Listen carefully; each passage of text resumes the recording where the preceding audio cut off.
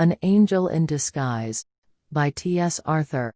Idleness, vice, and intemperance had done their miserable work, and the dead mother lay cold and still amid her wretched children.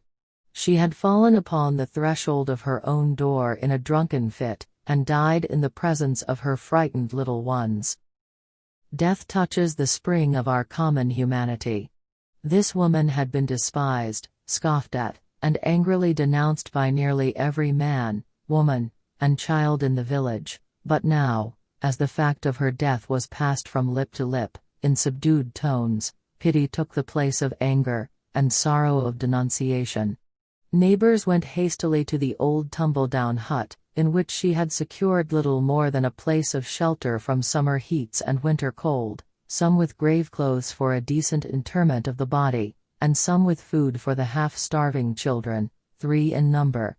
Of these, John, the oldest, a boy of 12, was a stout lad, able to earn his living with any farmer. Kate, between 10 and 11, was bright, active girl, out of whom something clever might be made, if in good hands, but poor little Maggie, the youngest, was hopelessly diseased. 2 years before a fall from a window had injured her spine, and she had not been able to leave her bed since, except when lifted in the arms of her mother. What is to be done with the children? That was the chief question now. The dead mother would go underground, and be forever beyond all care or concern of the villagers. But the children must not be left to starve.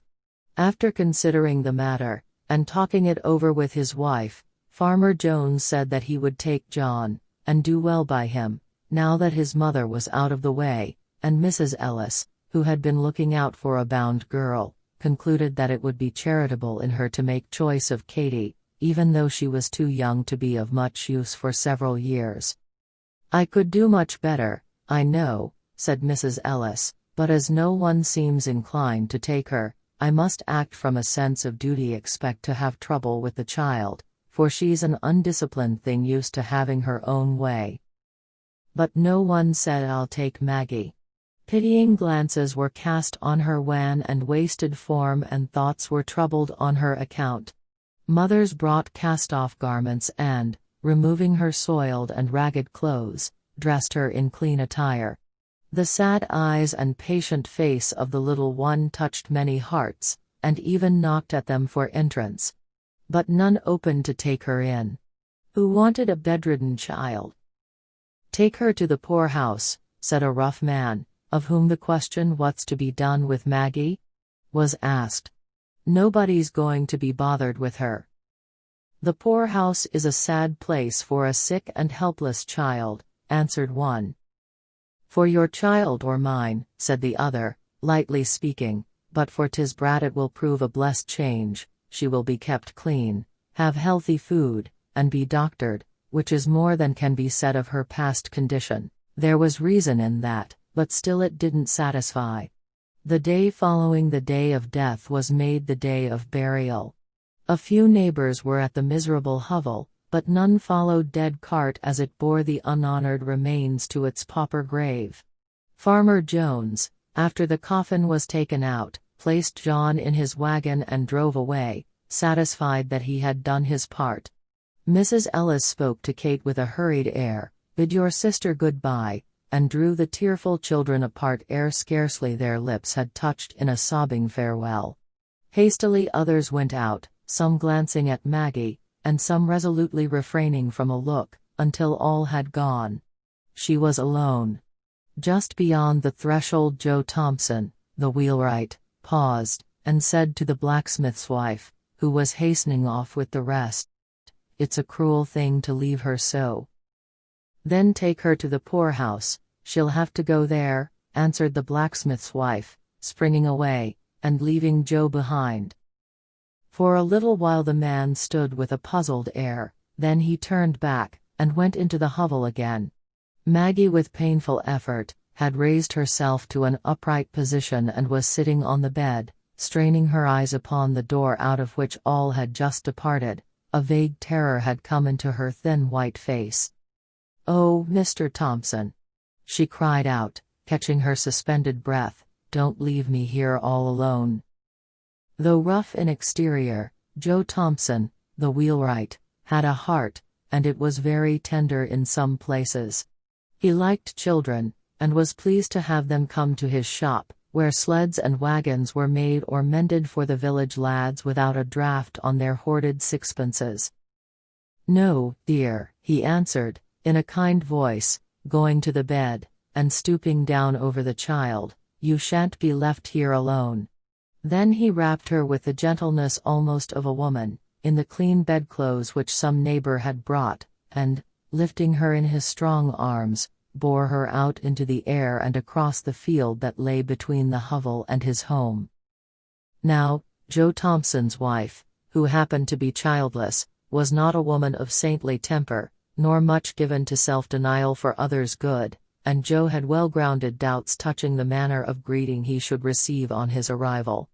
Mrs. Thompson saw him approaching from the window, and with ruffling feathers met him a few paces from the door, as he opened the garden gate, and came in.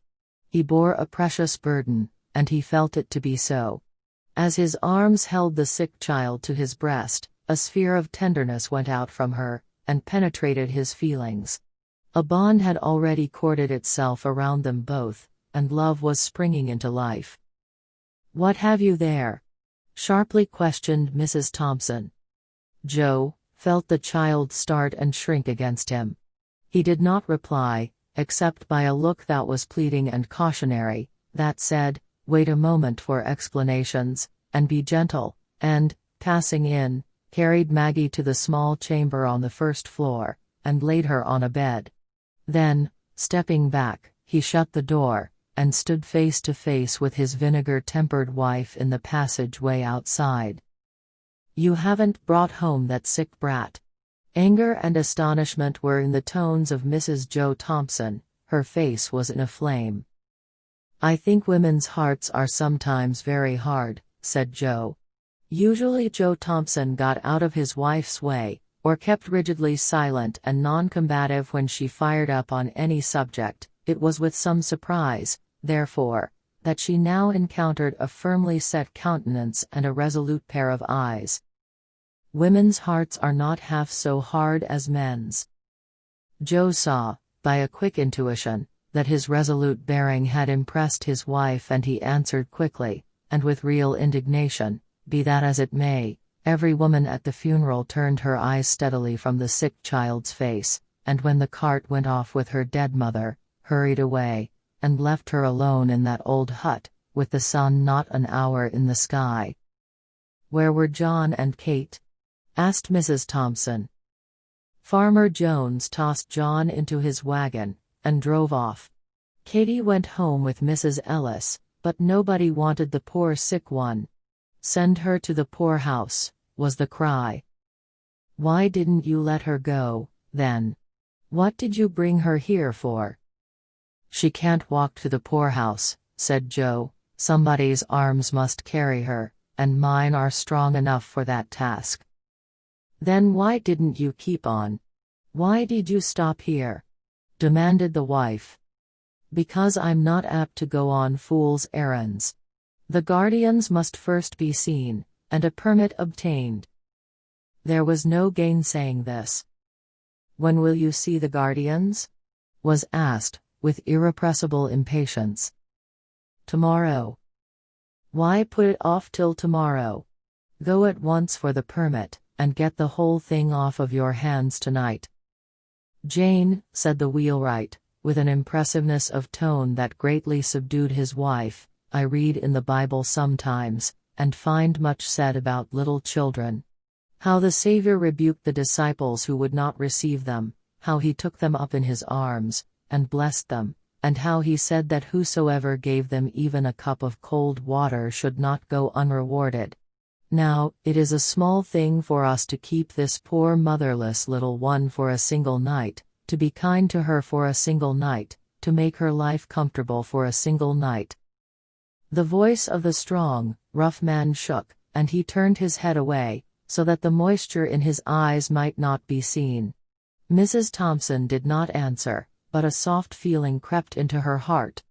"Look at her kindly, Jane," "Speak to her kindly," said Joe. "Think of her dead mother, and the loneliness, the pain, the sorrow that must be on all her coming life." The softness of his heart gave unwonted eloquence to his lips. Mrs. Thompson did not reply, but presently turned towards the little chamber where her husband had deposited Maggie, and, pushing open the door, went quietly in. Joe did not follow. He saw that her state had changed, and felt that it would be best to leave her alone with the child. So he went to his shop, which stood near the house, and worked until dusky evening released him from labor. A light shining through the little chamber windows was the first object that attracted Joe's attention on turning towards the house. It was a good omen. The path led him by this windows and, when opposite, he could not help pausing to look in. It was now dark enough outside to screen him from observation. Maggie lay, a little raised on the pillow with the lamp shining full upon her face. Mrs. Thompson was sitting by the bed, talking to the child, but her back was towards the window, so that her countenance was not seen. From Maggie's face, therefore, Joe must read the character of their intercourse. He saw that her eyes were intently fixed upon his wife, that now and then a few words came, as if in answers from her lips, that her expression was sad and tender, but he saw nothing of bitterness or pain. A deep-drawn breath was followed by one of relief, as a weight lifted itself from his heart. On entering, Joe did not go immediately to the little chamber. His heavy tread about the kitchen brought his wife somewhat hurriedly from the room where she had been with Maggie. Joe thought it best not to refer to the child, nor to manifest any concern in regard to her. "How soon will supper be ready?" he asked. "Right soon," answered Mrs. Thompson, beginning to bustle about. There was no asperity in her voice. After washing from his hands and face the dust and soil of work, Joe left the kitchen, and went to the little bedroom. A pair of large bright eyes looked up at him from the snowy bed, looked at him tenderly, gratefully, pleadingly. How his heart swelled in his bosom. With what a quicker motion came the heartbeats. Joe sat down, and now, for the first time, examining the thin frame carefully under the lamplight, saw that it was an attractive face, and full of a childish sweetness which suffering had not been able to obliterate. "Your name is Maggie?" he said, as he sat down and took her soft little hand in his. "Yes, sir." Her voice struck a chord that quivered in a low strain of music. "Have you been sick long?" "Yes, sir." What a sweet patience was in her tone. "Has the doctor been to see you?" "He used to come." "But not lately?" "No, sir." "Have you any pain?" "Sometimes, but not now." "When had you pain?" "This morning my side ached, and my back hurt when you carried me." "It hurt you to be lifted or moved about?" "Yes, sir." "Your side doesn't ache now?" "No, sir." "Does it ache a great deal?" "Yes, sir, but it hasn't ached any since I've been on this soft bed." "The soft bed feels good." "Oh, yes, sir, so good." What a satisfaction, mingled with gratitude, was in her voice. "Supper is ready," said Mrs. Thompson, looking into the room a little while afterwards. Joe glanced from his wife's face to that of Maggie. She understood him, and answered, "She can wait until we are done, then I will bring her some things to eat." There was an effort at indifference on the part of Mrs. Thompson, but her husband had seen her through the window, and understood that the coldness was assumed. Joe waited, after sitting down to the table, for his wife to introduce the subject uppermost in both of their thoughts, but she kept silent on that theme, for many minutes, and he maintained a like reserve. At last she said, abruptly, "What are you going to do with that child?" "I thought you understood me that she was to go to the poorhouse," replied Joe, as if surprised at her question. Mrs. Thompson looked rather strangely at her husband for sonic moments, and then dropped her eyes. The subject was not again referred to during the meal. At its close, Mrs. Thompson toasted a slice of bread, and softened it with milk and butter, adding to this a cup of tea. She took them into Maggie, and held the small waiter, on which she had placed them, while the hungry child ate with every sign of pleasure. "Is it good?" asked Mrs. Thompson, seeing with what a keen relish the food was taken. The child paused with the cup in her hand, and answered with a look of gratitude that awoke to new life old human feelings which had been slumbering in her heart for half a score of years. "We'll keep her a day or two longer, she is so weak and helpless," said Mrs. Joe Thompson, in answer to her husband's remark, at breakfast time on the next morning, that he must step down and see the guardians of the poor about Maggie. "She'll be so much in your way," said Joe. "I shan't mind that for a day or two. Poor thing." Joe did not see the guardians of the poor on that day, on the next, nor on the day following. In fact, he never saw them at all on Maggie's account, for in less than a week Mrs. Joe Thompson would as soon leave thought of taking up her own abode in the almshouse as sending Maggie there. What light and blessing did that sick and helpless child bring to the home of Joe Thompson, the poor wheelwright? It had been dark, and cold, and miserable there for a long time just because his wife had nothing to love and care for out of herself, and so became sore, irritable, ill-tempered, and self-afflicting in the desolation of her woman's nature. Now the sweetness of that sick child, looking ever to her in love, patience, and gratitude, was as honey to her soul, and she carried her in her heart as well as in her arms, a precious burden. As for Joe Thompson, there was not a man in all the neighborhood who drank daily of a more precious wine of life than he. An angel had come into his house, disguised as a sick, helpless, and miserable child, and filled all its dreary chambers with the sunshine of love.